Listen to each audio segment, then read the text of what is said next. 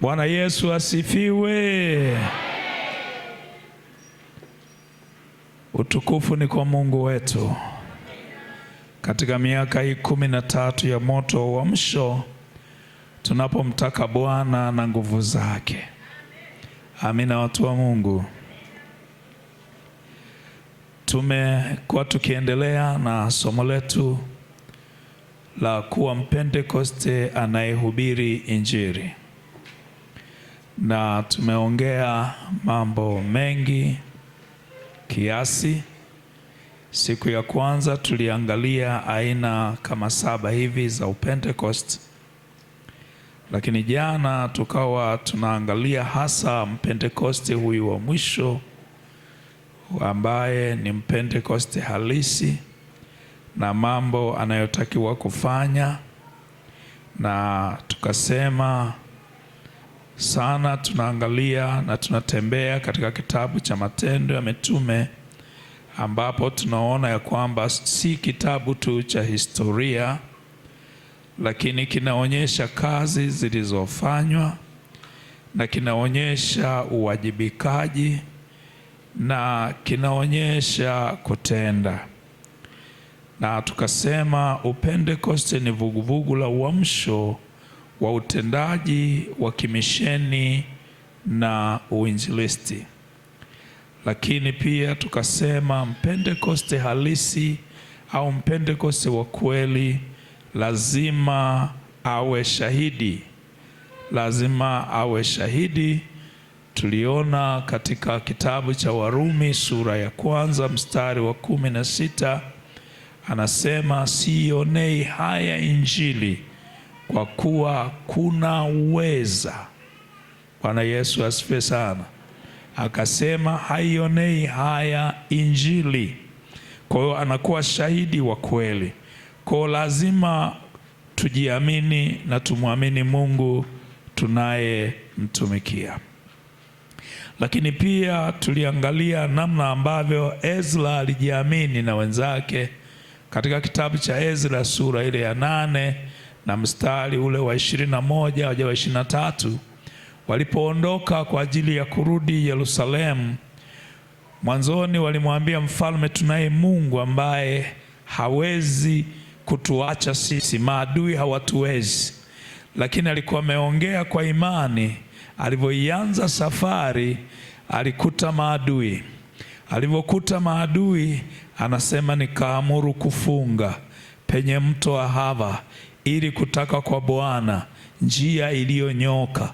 Maana tuliona haya kurudi kwa mfalme tena kwenda kuomba msaada, kwa sababu tulishamwambia Mungu wetu anaweza. Bwana Yesu asifiwe sana. Kwa tukasema pia ni lazima kuweza kuona nguvu za Mungu.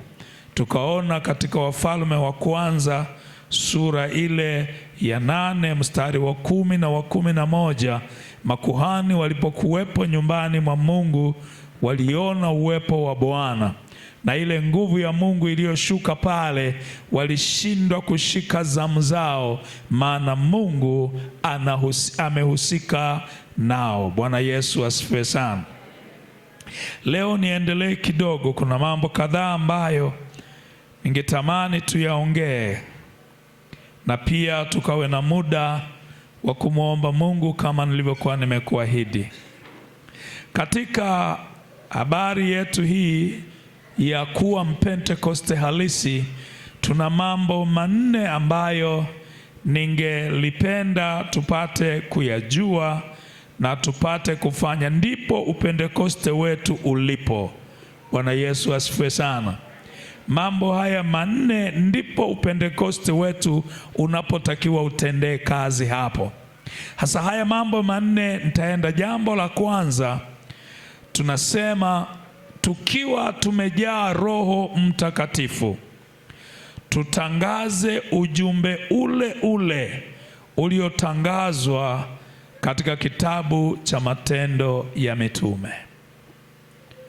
Bwana Yesu asifiwe sana. Tutangaze ujumbe ule ule uliotangazwa katika kitabu cha Matendo ya Mitume. Sasa unaweza ukajiuliza ni ujumbe gani ulitangazwa katika kitabu cha Matendo ya Mitume, na ndilo pia agizo la Yesu Kristo alipokuwepo hapa duniani.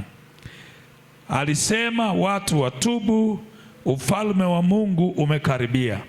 Kwa katika kitabu cha Matendo, ujumbe wa injili tunaohubiri ndio kiini hasa cha sisi kujazwa na Roho Mtakatifu, tutoke tukahubiri habari njema. Bwana Yesu asifiwe.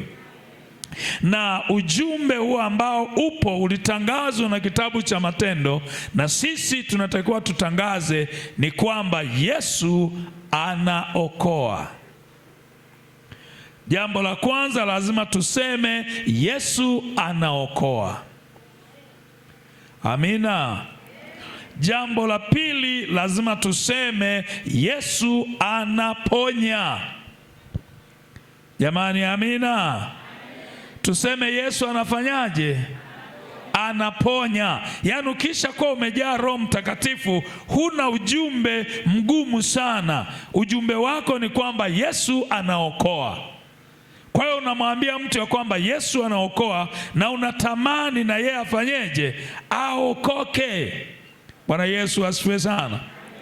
Bwana asifiwe. Sema Yesu anaokoa. Huo ndo ujumbe wa Yesu Kristo. Lakini pia useme Yesu anaponya. Amina.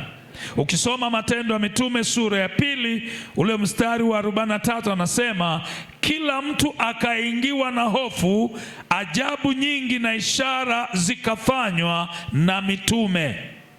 Ajabu nyingi zikafanywa na nani? Na mitume. Waliposema tu Yesu anaokoa, waliposema tu Yesu anaponya, ajabu nyingi na ishara zikakuwepo. Bwana Yesu asifiwe sana. Lakini Petro pia akawaambia tubuni. Mstari wa 38, Petro akawaambia tubuni mkabatizwe kila moja kwa jina lake Yesu Kristo mpate ondoleo la dhambi zenu, nanyi mtapokea kipawa cha Roho Mtakatifu. Manake baada ya toba Roho Mtakatifu anatakiwa afuate. Kwa ujumbe wetu ni kupeleka Yesu anaokoa, Yesu anaponya, na Yesu atayafanya hayo. Bwana Yesu asifiwe sana. Lakini jambo lingine lazima useme Yesu anabatiza kwa Roho Mtakatifu. Ndilo hilo Petro alivyosema, mtapokea kipawa cha Roho Mtakatifu. Lakini jambo la 4 lazima useme Yesu anarudi tena. Kwa hiyo ujumbe wetu uko hapo. Tunapokuwa tumejazwa na Roho Mtakatifu na tunataka tutembee katika kitabu cha Matendo ya Mitume, basi tunatakiwa tutembee hapo ya kwamba tuseme Yesu anaokoa, Yesu anaponya, Yesu anabatiza kwa Roho, na Yesu anarudi tena. Tuna jumbe 4 tu hizo ambazo tunaweza tukazisema kwa watu, na tukiwa tumejaa Roho Mtakatifu, maana yake na maneno yetu yatakuwa yamekolea munyu, yatakuwa ni maneno yenye nguvu, yatakayowafikia watu, yatakayowagusa watu, yatakayogusa mioyo ya watu. Jamani, Bwana Yesu asifiwe. Bwana Yesu asifiwe. Kwa hiyo huo ndio ujumbe ambao tunatakiwa tuufanye. Hasa siku hizi tuna mambo mengi. Watu wanahubiri vitu vingi vya ajabu siku za leo. Wanahubiri mambo ambayo mengine hayapo hata kwenye Biblia. Wanaongea vitu vya ajabu havipo hata kwenye maandiko. Jumbe ni hizo tu kwenye Biblia. Bwana Yesu asifiwe. Hizo ndio jumbe, na kama una nguvu ya Roho Mtakatifu zihubiri hizi, utaona kwamba Mungu anatenda kazi, Mungu anaonekana. Jamani, amina. Kumbuka nimesema hivi ya kwamba uamsho tulio nao, tunasema kwamba Upentekoste ni vuguvugu la uamsho na utendaji wa kimisheni na kiinjilisti. Kwa hiyo mwinjilisti na misheni ujumbe wake ni huu, anatakiwa aseme huo ujumbe, na tunapokuwa na hiyo nguvu ya Mungu ndipo tunaweza tukasema ujumbe wenye matokeo, ujumbe wenye nguvu, kwa sababu sio sisi tunaokoa, sio mimi ninaokoa, sio wewe unaokoa, ila Kristo anaokoa, lakini kupitia neno lake lililojaa nguvu za kimungu. Bwana Yesu asifiwe sana. Jamani, Bwana asifiwe. Lakini jambo la pili tunasema ni kushiriki utume ule ule wa matendo. Kumbuka ndani hayo mambo ndio kuna tuvipengele uto, lakini kipengele changu au eneo la pili nimekuambia na mambo manne. Eneo la pili kama sitamaliza nitamalizia kesho. Eneo la pili ambalo tunaweza tukakaa sana hapo, pengine tukaishia hapo leo. Eneo la pili tunasema kushiriki utume ule ule wa matendo ya mitume. Kwa hiyo katika matendo ya mitume, ili ushiriki huo utume ukiwa umejaa Roho Mtakatifu, ni kuwa shahidi. Biblia inasema mpaka mwisho wa nini?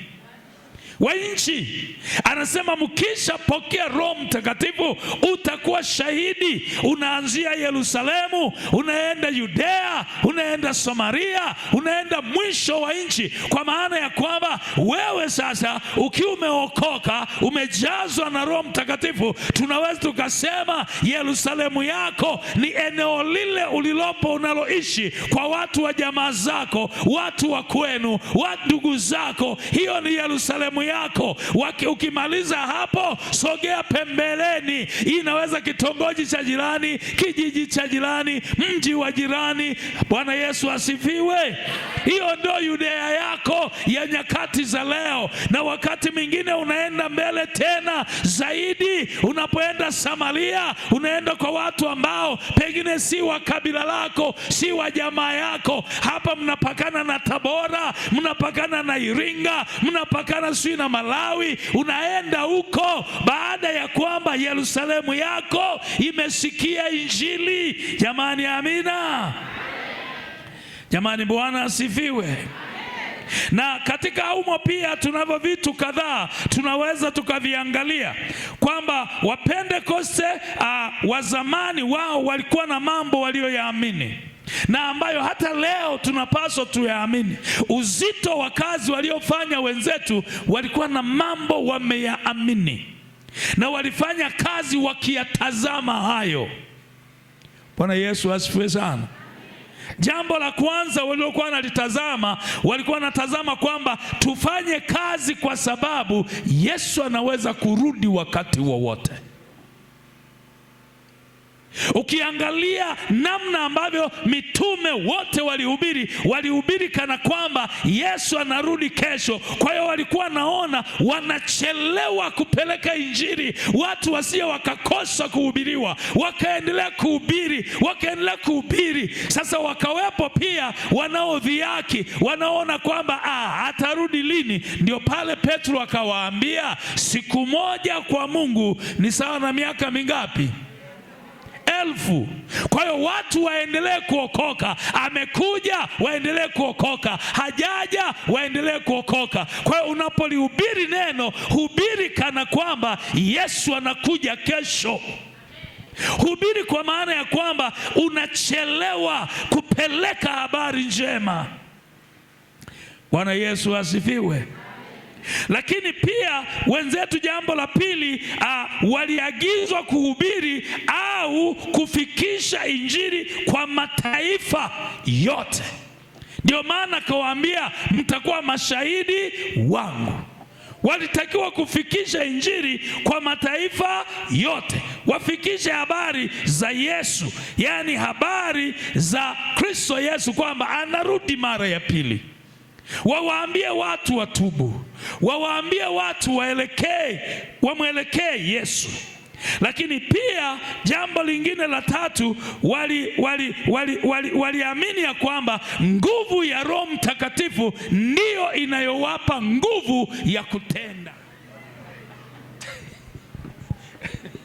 Nadanganya?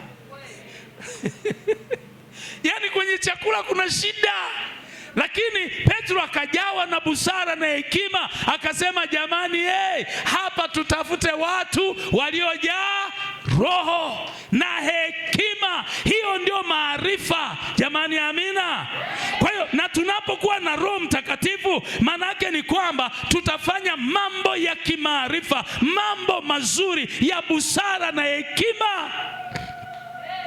Na hapa huwa nasema hivi ya kwamba hata wahubiri, jamani, mimi ni mhubiri wa taifa kwa Tanzania yetu hii, ni miongoni mwa wahubiri wa taifa, na mimi ni miongoni.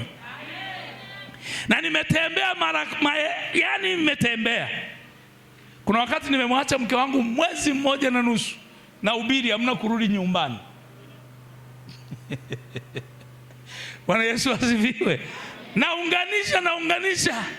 Mwaka jana nimeunga, akanambia sasa baba, usiweke unaunga hivi. Sasa mwaka jana amelalamika kwa sababu nimeunga vibaya, maana nilianzia Sumbawanga, nimehubiri Sumbawanga, sasa natakiwa kwenda kuhubiri Tanga. Kwa hiyo nilipotoka Sumbawanga, nimefika nyumbani nimelala, asubuhi niko kwenye basi nimeondoka, nikatoka Tanga nikaenda Dodoma, nikatoka Dodoma nikaenda Mwanza, ndio narudi. Sasa usiwagu unaunga hivyo, basi weka vipande. Lakini hapa kwenye uinjilisti napenda kusema, pengine Bwana kakuita, au wengine mnakuwa mashabiki wa uinjilisti. Nasema hivi, wainjilisti, hubilini neno, acheni kutukana watu madhabahuni. Alisema tutapokea nguvu. Hii nguvu tunayopokea ni kumfanya mtu aje kwa Yesu. Hubiri neno la huruma, hubiri neno la msamaha, hubiri neno ambalo litamgusa. Kama anacheza atacheza, mwache acheze. Wewe hubiri nini? Neno. Lakini tumekuwa na wahubiri wa ajabu, anasimama madhabahuni, yeye ni kutukana tu, yeye ni kusema vitu vya ovyo. Hatuhitaji porojo kwenye madhabahu ya Bwana. Tunahitaji injili iliyokolea munyu, iliyojaa Roho Mtakatifu. Amani, amina. Hata wakikufanyia fujo wanacheza, waache.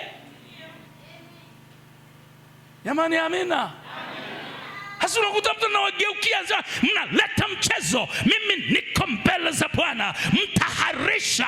Sasa wewe shida yako waharishe. Sasa wewe utakuwa mwinjilisti katili. Wewe utakuwa mwinjilisti katili.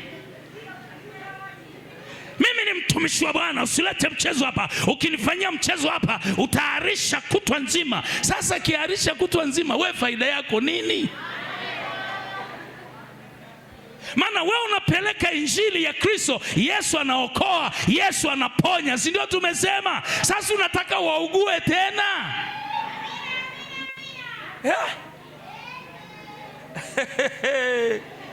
Nilikuwa nahubiri siku moja pale Tanga, sehemu fulani karibu na kwetu, kijiji cha jirani. Nashukuru Mungu, huyo kijana siku hizi na yeye ni mchungaji, tena ni mweka hazina wa jimbo. Tukawa tunahubiri pale. Sasa wao ndio vijana waliookoka, kwa hiyo wamenikaribisha na mimi kijana mwenzao nihubiri. Mimi nikawa nahubiri injili pale. Nilipokuwa nahubiri kule kusini, kuna pwani kule, kuna makabila ya Makonde wanapiga ngoma. Siku hizi hawapigi sana, zamani walikuwa wanapiga, yani wanajikusanya hapo kwa kijiji, wanaanza kupiga. Sasa sisi tuko hapa, wao wako kule, wakatoka kule waje hapa, na hatuna speaker, tunahubiri kavu injili za mitaani za CH. Wakasogea, wamewasha moto wao, wanakausha ngoma zao, wakaanza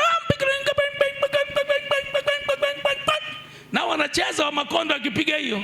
Tukawa tunawatania ngedele kwa dona. Wanapiga. Sasa wanatuletea vurugu. yule kijana amekasirika, anasema twende tukawafurushe pale. Nikamwambia hapana, usiende, wewe tuhubiri injili hapa, Mungu atatutetea.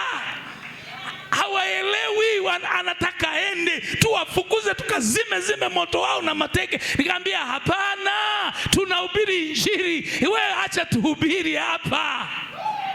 Tunahubiri na wenyewe wanapiga ngoma, ile anapiga ya kwanza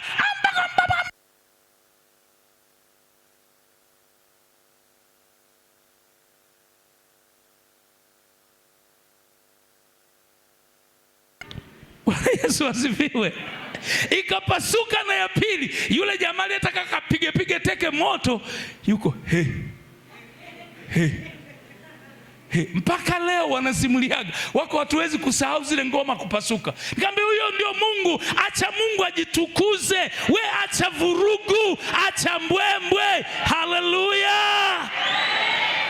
We ulizia, kama unafikiri nakutania, ulizia kote ambako nimeshawahi kwenda kuhubiri, muulize, je, huyu jamaa anasemaga vibaya watu wa watu? Hamna. Hubiri injili ya kistaarabu, uwe na busara, maana una roho ndani yako. Sasa ukiwatishia watafanyaje? Utawapoteza. Hayo mambo yote, kwamba ukiwa na hayo mambo ndio unafikisha injili ambayo inabadilisha watu. Petro akasema sio msomi, lakini inakuwaje, anawezaje haya? Wakasema alikuwa na Kristo, maanake alikuwa na Bwana wa mabwana. Anawaambia Mafarisayo, kumbukeni huyu mtu ametembea kwa nguvu za Kristo kwa sababu amejaa Roho. Tunatakiwa tujae Roho wa Mungu, tunatakiwa tuwe na nguvu za Mungu, tunatakiwa tuwe na uweza wa Bwana. Katika Pentekoste hii uwe ni mwanzo wa safari yetu. Tusikae mahali ambapo tumekuwa na watu ambao sasa hivi watabishana na wachungaji, wakifanya dhambi hawasemi. Jamani, hapo nyuma mtu akifanya dhambi, pengine alizidiwa, anakuja mwenyewe kwa mchungaji, sasa mchungaji mwenzenu, we baba, mimi baba nimekoroga, nimeharibu, nini shida, nimefanya hiki na hiki. Wala tutangazagi mchungaji, unamuombea huyo mtu, maana hiyo toba ni yake. Lakini siku za leo weka mitego kwanza, weka askari hapa FBI, weka na pale askari ili kumnasa huyo mkosaji. Na wakati mwingine pamoja na kumnasa atakwambia sio kweli, hawa ni wambea tu, waongo tu, wanafiki tu, mimi sijafanya dhambi. Siku akidhihirika anasema ilitokea tu. Hebu tuwe na Roho Mtakatifu. Ukiwa na Roho Mtakatifu kanisa linakuwa bora. Ukiwa na Roho Mtakatifu kanisa linakuwa. Ukiwa na Roho Mtakatifu kanisa linaimarika. Ukiwa na Roho Mtakatifu ishara na ajabu zitatendeka. Jamani, sio kwamba ishara hazipo, ishara zipo, ila sisi tunaotakiwa kutenda. Sisi tunaotakiwa kutenda ndio tuna shida. Hatumtegemei huyo tunayemtegemea. Mimi nimemwambia pale kanisani, jamani, tufike mahali tuone uweza wa Bwana. Tufike mahali tuondoe mazoea. Kanisa lilianzia kwa Pentecost, umeanzia Mbeya wapendwa. Lazima Mbeya tuendelee kuwa fire. Lazima tuendelee kuwa moto. Lazima tuendelee kuwa tofauti, ili kwamba hata mtu mwingine anataka kuja kuona akute kweli upo moto.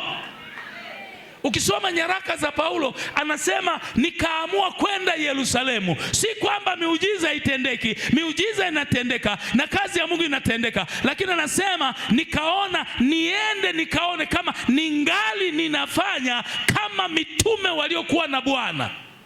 Yaani akaangalie yuko sawa sawa.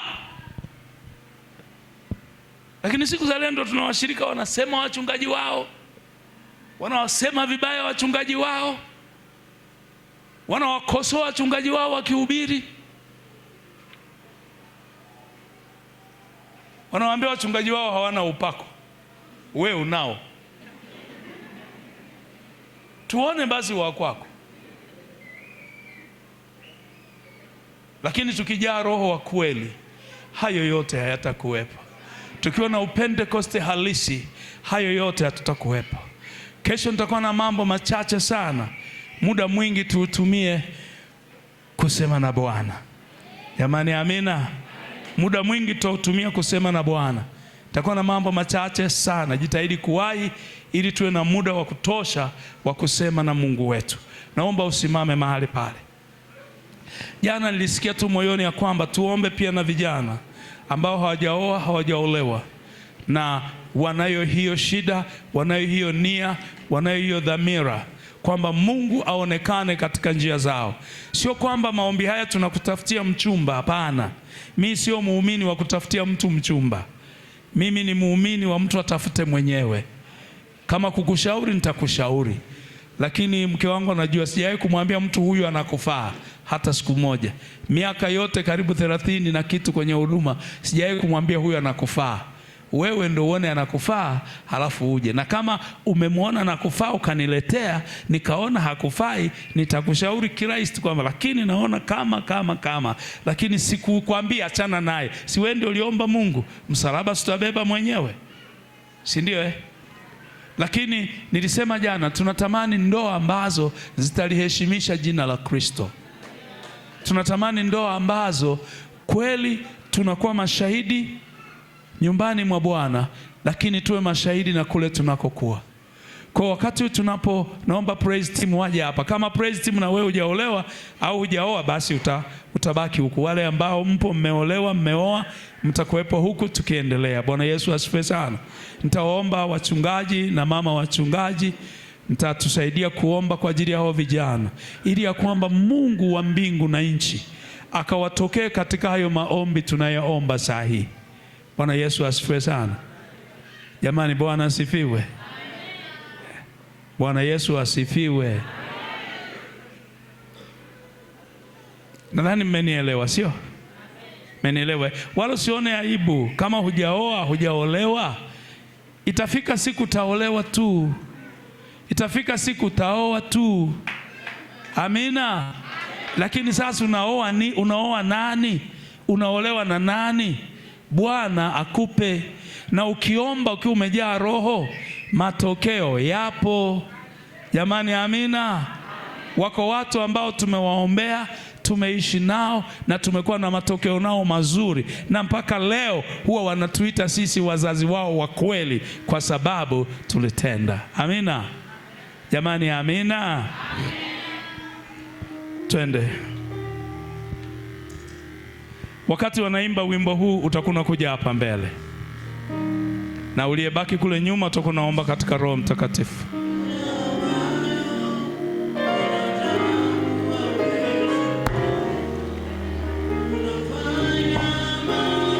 Ambayo wanadamu hawezi kufahamu, unatoa faraja ambayo damu hawezi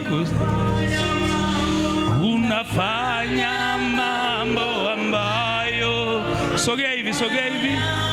Unaweza kuweka hata mistari mitatu, sio shida. Unaweza kaweka hata mistari mitatu, haina shida. Damu hawezi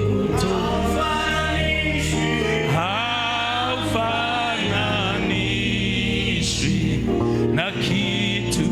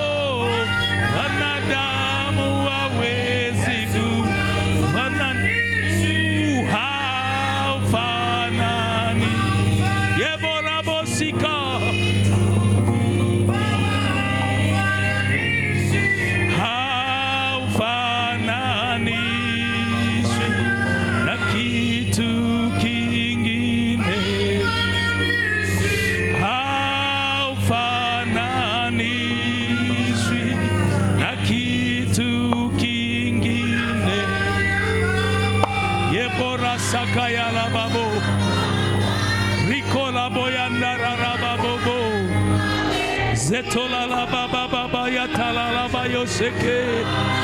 Rikorabo ya shatala la babo bobo seke. Yekarabo ya shotela baba baba.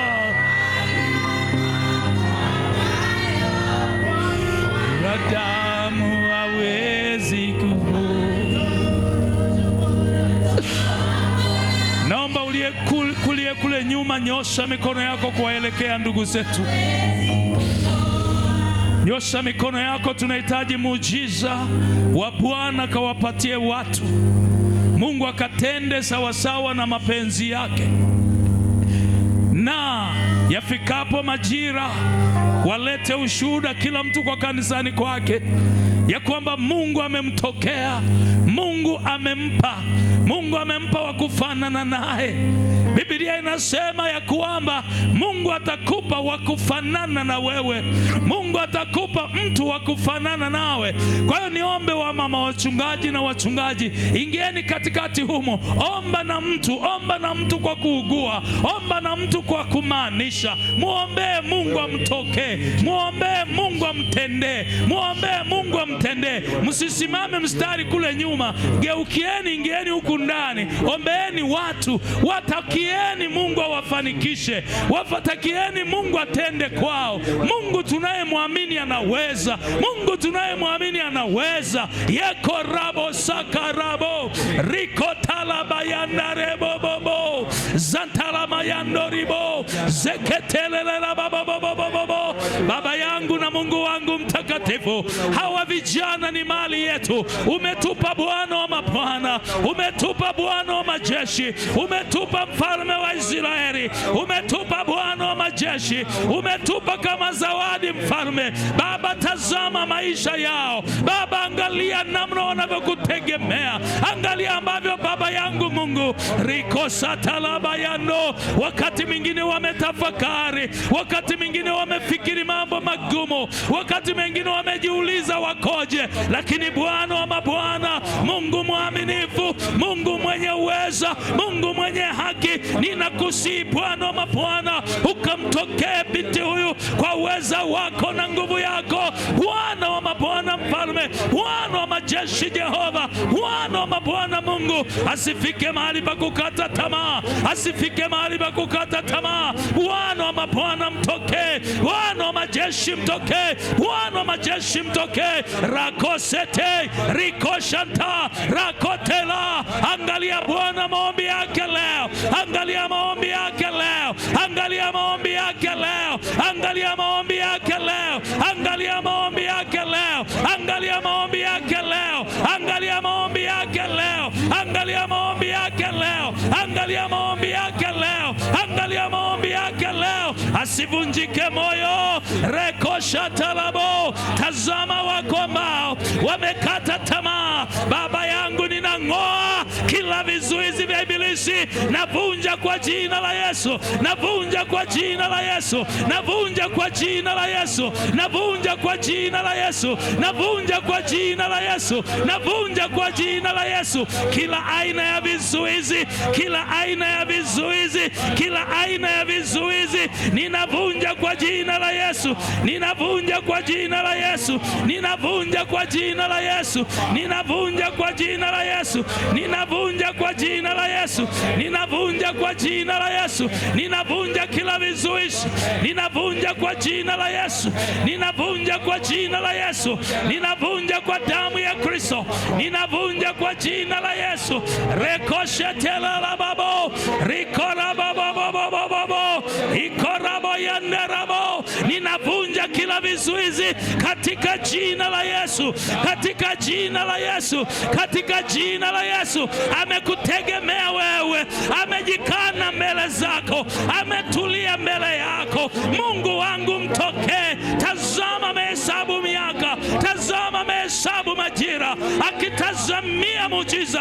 Hajaona Bwana, lakini Mungu wangu tenda sasa. Baba yangu mtokee, baba yangu mtokee, baba yangu mtokee, baba yangu mtokee, baba yangu mtokee, baba yangu mtokee. Rakoshete rakoshanta rakoyata yekerabo yakarabo sete rikorobo yondo ikatarabayando rabababababababababo seke rakayando robobobobo. Tokea Bwana wa mabwana, tokea Mungu wa mbingu na nchi, tokea Bwana wa majeshi, tokea mfalme wa Israeli, Bwana wa majeshi, Mungu mwaminifu, tokea kwa uweza wako, tokea kwa nguvu zako, tokea Bwana wa mabwana, watokee baba yangu, watokee Jehova, watokee Bwana wa mabwana, watokee Mungu wa Israeli, watokee baba yangu. Rikarabo shandarabo yeteraba yandorobo ikataraba yandarabo ikatariabo yandorobo ikataraba yandarababo ikatariabo yandorobo ikataraba yandarara ikataraba yandorobo ikotariabo yandarirabo yekerabo yandoriraba yandorobo.